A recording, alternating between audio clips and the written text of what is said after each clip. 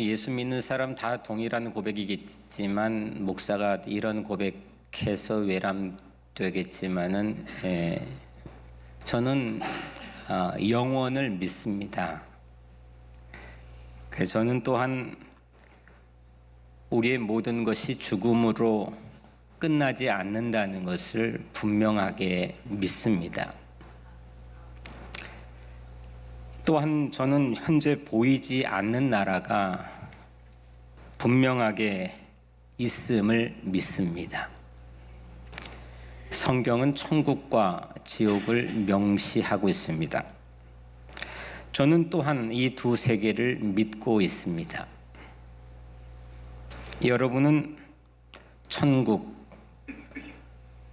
하나님 나라, 영원한 삶을 믿고 계십니까? 성경은 이 영원한 삶을 무엇이라고 말씀하는지 요한복음 17장 3절을 보면 이렇게 표현합니다. 예수님 말씀하시는 건데, 영생은 곧 참 하나님과 그가 보내신 자 예수 그리스도를 아는 것이니이다. 그러니까 영생은, 이터널 라이프는 하나님을 아는 것, 예수 그리스도를 아는 것, 이것이 영원한 삶이라고 예수님은 우리에게 말씀했습니다. 왜냐하면 하나님께서 우리에게 보내주신 예수 그리스도를 믿음으로 우리는 하나님의 백성이 되어 갈 수 있는 곳이 영원한 나라, 영원한 도시이기 때문입니다. 영원한 나라는 어떤 곳이냐? 영원한 나라, 영원한 도시는 어떤 곳이냐? 몇 주 전에 땅에 묻힌 하늘이라는 설교를 통해 전했을 때 예수님은 천국, 하나님 나라를 공간적인 개념으로 말씀하시지 않고 대부분 가치의 개념으로 말씀했다고 전했습니다. 너희에게 천국은 어떤 밸류냐? 이걸로 천국을 우리에게 말씀하셨습니다.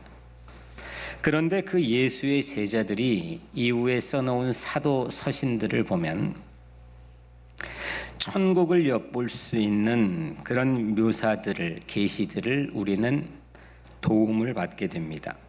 천국에 대해 성경은 다양하게 묘사하고 있지만 아주 오래전부터 제 마음속에, 아마 어린 시절부터 제 마음속에 천국을 흠모하게 되는 가장 큰 이유 가운데 하나가 하나님의 영광이 꽉 차 있다는 것이었습니다.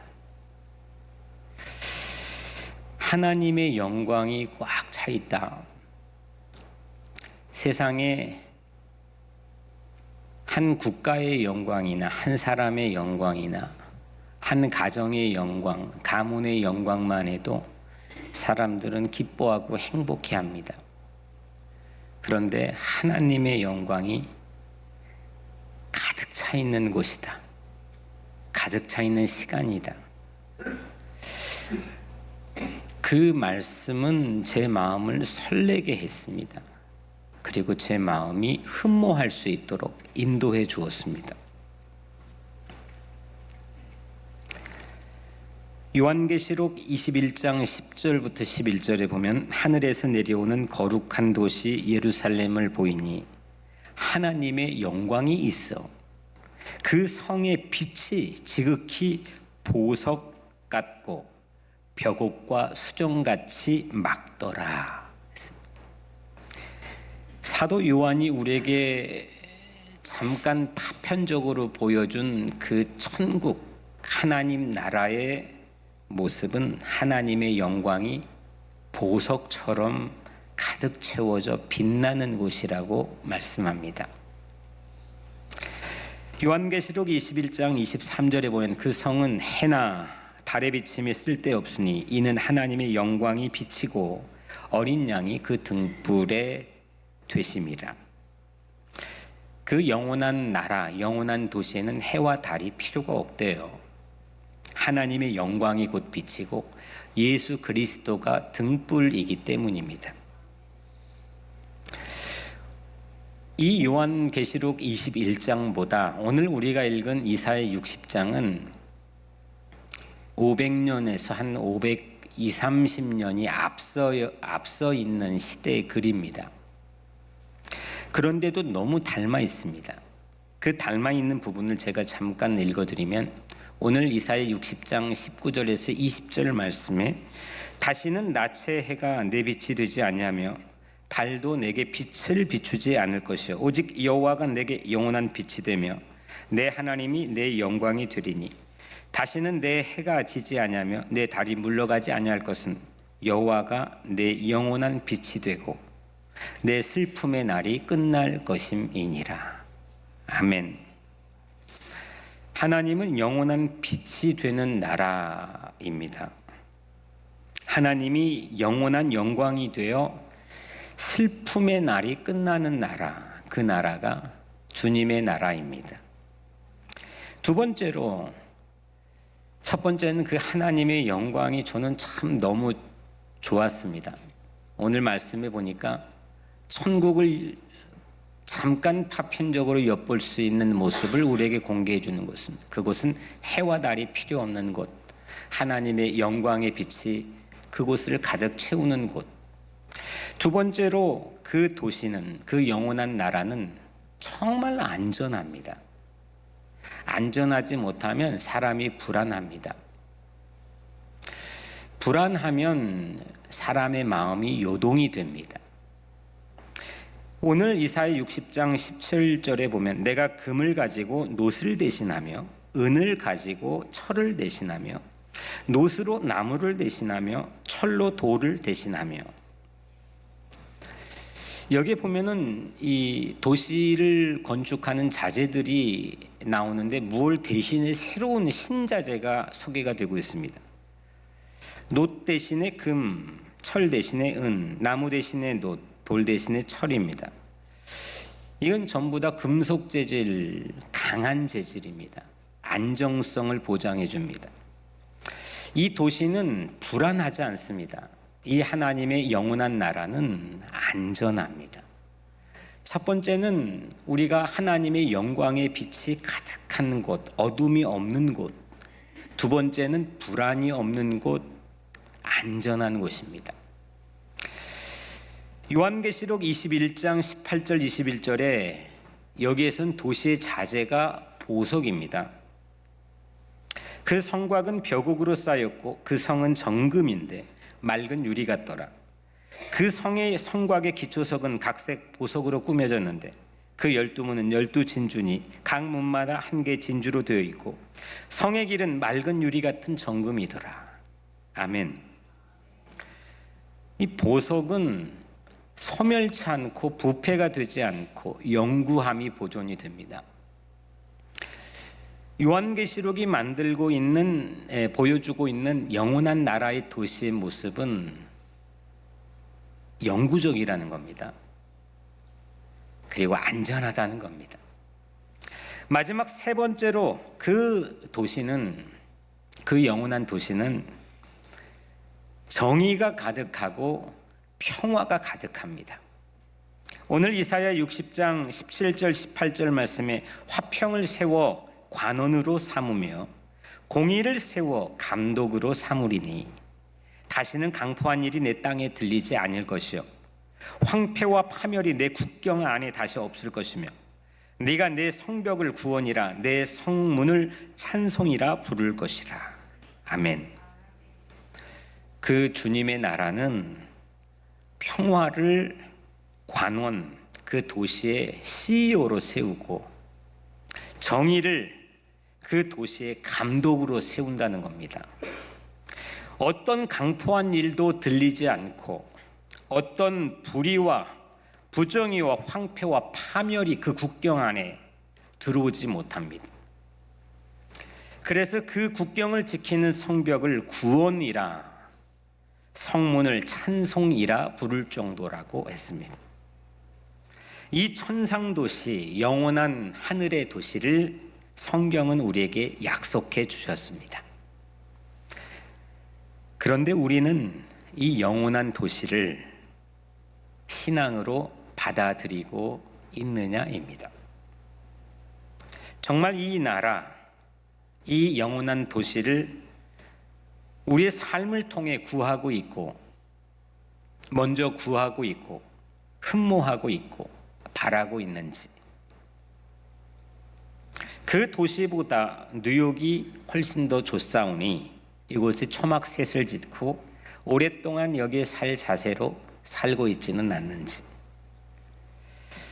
먼저 첫 번째로 오늘 이 말씀은 우리에게 이렇게 도전합니다. 하나님의 나라, 하나님의 영원한 도시를 믿으라.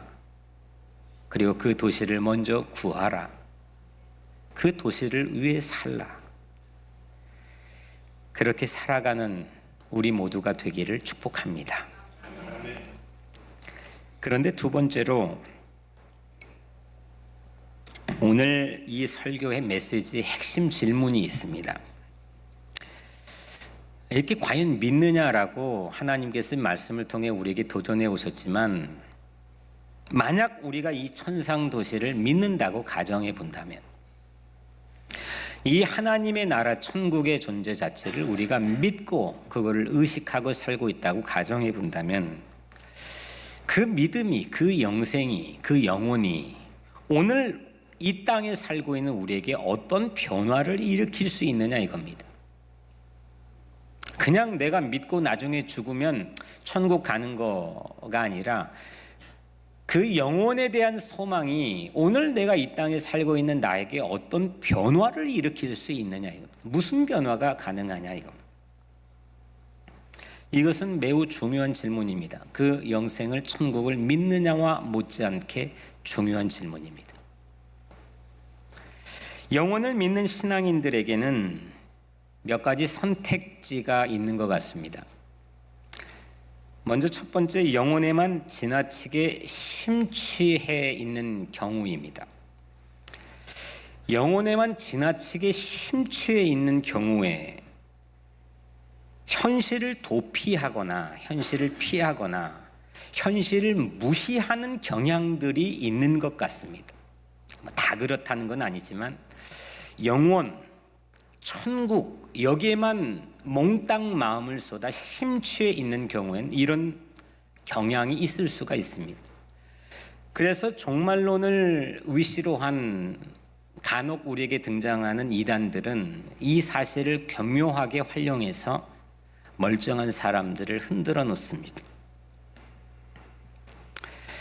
나중에 천국 가는 것만 생각한 나머지 이렇게 현실을 도피하고, 나중에 하나님 나라 이제 우리는 가게 되는데, 그 영혼이 있는 건데, 그 천국이 있는 건데, 이 현실에서 가지고 있는 모든 불합리하고 어려움들, 이게 무슨 필요인가 해서 현실을 피하고 도피합니다. 그걸 떠나서 현실을 무시해 버립니다. 현실이 나타나고 있는 모든 사회적 이슈들에 대해서 눈을 감아 버립니다. 이것이 오늘날 교회의 모습일 수도, 꼭 그렇게 종말론을 이야기하는 지나친 심취된 이단들뿐만 아니라 교회 안에도 침투되어 있는, 마치 고립된 무인도처럼 교회 내의 리그와 세계는 있지만 세상 현실의 이슈와는 전혀 소통할 능력을 상실해버린 오늘 교회의 모습일지도 모르겠습니다.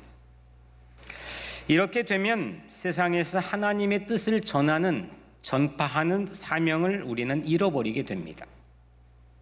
절름발이 신앙이 되는 거죠. 두 번째로, 첫 번째는 이 영혼에 너무 지나치게 심취해 있는 경우를 말했다면, 이번 두 번째는 별로 신앙인인데, 하나님을 믿는데 영혼에 별로 관심이 없습니다. 저 천국에 별로 관심이 없습니다. 이럴 경우 마치 영혼이, 천국이 허구인 마냥 생각할 경우, 이런 현상들은 현실에 융화돼 버리기 쉽습니다. 내가 어떤 스테이터스를 가지고 있는지, 내가 어떤 소망을 가지고 있는 아이덴티티를 가지고 있는지 그냥 멜팅 팟에 녹아져 버립니다. 세상에 융화돼 버립니다. 아무런 빛과 소금의 역할을 감당할 모습을 갖추지 못합니다. 심장이 없기 때문입니다. 뇌가 없기 때문입니다. 융화까지도 좋겠는데 그냥 별로 영혼에 관심 없는 경우는 아예 현실을 닮아가기 위해서 애를 쓰는 경우들이 있습니다. 현실의 트렌드가 뭐고, 현실의 유행이 뭐고, 현실에 생존하기 위해서는 어떻게 살아야 되고, 그래서 그 현실을 똑같이 이게 세상인지 교회인지 누가 봐도 구분이 전혀 불가능한 상태가 되어버립니다. 교회만이 가지고 있는 특별한 캐릭터를 상실합니다. 현실의 이슈에 지나치게 매몰될 우려가 있고, 하나님 나라를 위해서 살지 못할 때가 있습니다. 지나치게 정치적일 때가 있고, 지나치게 생존적일 때가 있고, 지나치게 경제적일 때가 있습니다. 이거는 영혼에 대해서 별로 관심을 두지 않고 살아갈 때입니다. 그렇다면 영혼을 믿는 우리는, 아까 영혼을 우리가 같이 믿는다는 것을 가정해 볼 때, 그 천상도시를 만약에 믿는다면 오늘 나에게 어떤 변화를 기대할 수 있느냐 이겁니다. 지난 며칠 전 목요일에 한 선배 목사님 요청으로 만남을 가졌습니다. 얼마 전에 우리 교회 왔던 여목사님, 박상희 목사님입니다. 제게 부탁할 게 있다고 해서 만났습니다. 그때 제가 잠깐 제 목회적 고민 하나를 털어놓았습니다. 목사님, 저는 하나님을 믿는 목회자이고 하나님의 말씀 뜻을 대언하는 목회자인데, 저는 요즘 생각이 많습니다.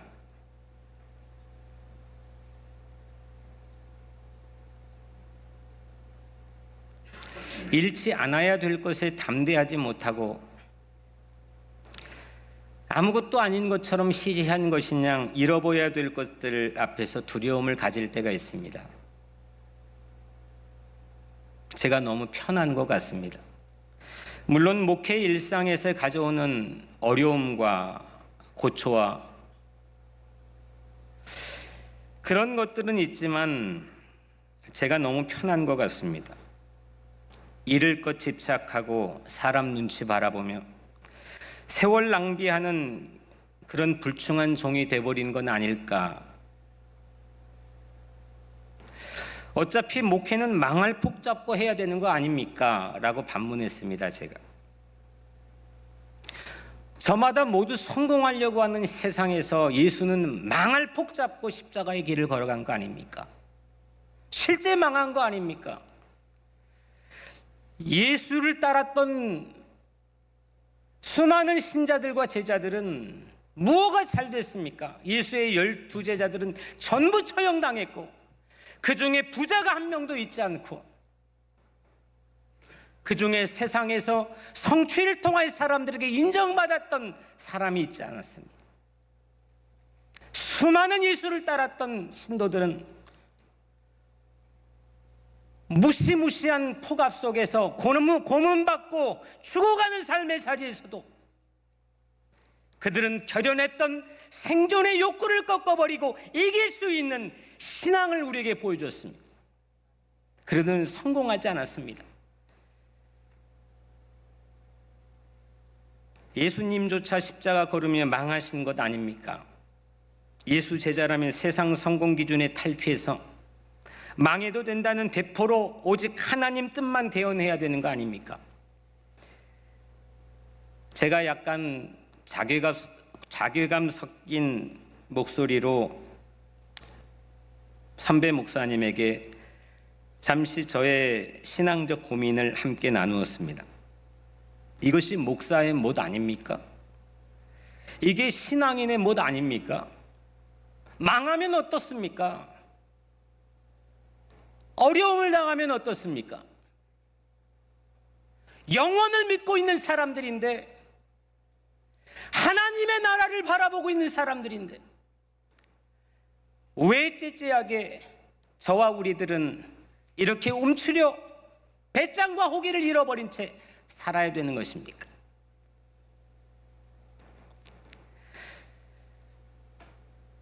우리가 함께 공부했던 교재 안에 나눈 역사적 사료를 잠깐 소개하면, 저도 처음 봤던 사료인데, 초대교회가 로마에서 왜 선풍적인 인기를 끌게 되었고 결국 로마를 전부 휩쓸게 되었는지 그 원인의 역사적 사료를 밝혀주는 내용이었습니다. 당시에 로마 제국 안에는 엄청난 역병이, 수없는 사람들이 죽어가는 역병이 돌았답니다. 그때 이교도들과 세상의 사람들은 전부 도망갔습니다. 그런데 소수의 예수를 따랐던 예수쟁이들은 그 역병 한복판으로 들어갔습니다. 죽음을 불사하고 들어갔습니다. 그들의 고름을 빨았습니다.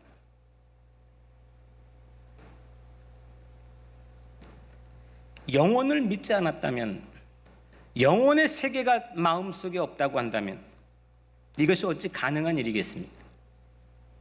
영혼은 우리를 높게 해줍니다. 영혼은 우리를 멀리 보게 해줍니다. 세상에 시시하고 쪼잔한 많은 것들로부터 우리를 탈피하게 하고 자유롭게 해줍니다. 영혼은 그런 변화된 시야로 이 땅의 현실을 하나님의 사람으로 살게 합니다. 비록 내 때에 이루지 못할지라도, 그걸 내가 보지 못할지라도, 내가 인정을 받지 못할지라도, 하나님의 나라가 영원하다면 내게 주어진 시간에 망하는 것 두려워하지 않고, 기죽지 않고, 평화와 정의, 안전과 영광의 도시를 위해서 우리는 살아가야 되는 것 아니겠습니까? 오늘 마지막 이사야 60장은 새로운 도시 새 예루살렘에 대한 희망을 선포합니다. 이사야 60장에 대한 배경을 잠깐 말씀드리면, 이스라엘은 주전 BC 587년에 바벨론 제국에 의해 패망합니다. 그리고 70년 후에 해방이 되어 포로로 끌려갔던 사람들이 고국에 돌아옵니다. 고국에 돌아와서 성전 무너졌던 생전을 스룹바벨을 비롯해 사람들이 재건했고, 느헤미야가 무너졌던 성벽들, 자존심들을 재건했습니다. 될 줄 알았습니다. 그런데 이스라엘 상황은 바벨론 식민지 시대보다 나아지지 않았습니다. 여전히 모두 낙심한 상태였습니다. 그 무렵에 바로 그때에 오늘 이사야 60장은 선포하여 새로운 도시에 대한 희망을 말씀했습니다. 전문적인 용어로 제3이사야라고 부르지만 이를 요한은 영원한 도시로 계시록에서 말씀합니다. 오늘 14절, 60장 14절에 너를 괴롭히던 자의 자손이 몸을 굽혀 내게 나오며 너를 멸시하던 모든 자가 내 발 아래에 엎드려 너를 일컬어 여호와의 성읍이라, 이스라엘의 거룩한 이의 시온이라 하리라. 우리를 여호와의 성읍, City of the Lord, 주님의 도시라고 부른다는 겁니다. 우리를 압제하던 자들의 후손들이 도리어 굽심거리며 우리에게 나오고, 우리를 깔보던 자들이 머리를 조아리며 나오는 여호와의 도시가 우리의 자존심이고 우리의 신앙이라는 겁니다. 그래서 영혼을 믿지 못한다면 우리는 세상에서 정의롭고 평화로운 희망을 품을 수가 없습니다. 생존하기에 급급하고 경제를 막기에 급급한 세상 삶을 살 겁니다. 영혼을 믿는 자는 그래서 넘어져도 일어납니다. 오늘 1절에 일어나라, 빛을 발하라, 일어나라, 빛을 발하라. 이는 내 빛이 이르렀고 여호와의 영광이 내 위에 임하였느니라. 세상 도시 속에서 천상 도시를 사는 것은 일어나서 빛을 발하는 것입니다. 세상이 아무리 어두워도, 세상이 아무리 안 된다고 해도, 세상에 아무런 길이 보이지 않아도, 세상에 아무리 폭압이 가득해도 일어나 빛을 발하는 것이 영혼을 믿고 살아가는 크리스찬들의 삶입니다. 교회는 어떤 상태도 희망을 줄 수 없는, 길이 없는 사람들에게 길을 보여줄 수 있는 곳입니다. 교회는 영원한 도시를 보여줄 모델하우스입니다. 장차 영원한 도시에 어떤 맨션이 지어질지 보여줄 모델하우스가 뉴욕 우리 교회입니다.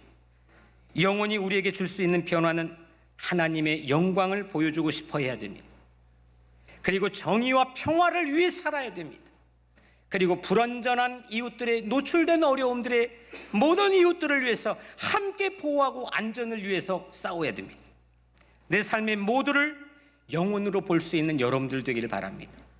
영혼의 렌즈를 통해서 우리의 시간, 에너지, 우리의 삶의 전반 모든 것을 새롭게 보아서 변화가 일어날 수 있는 그런 여러분들이 되기를 주님 이름으로 축복합니다.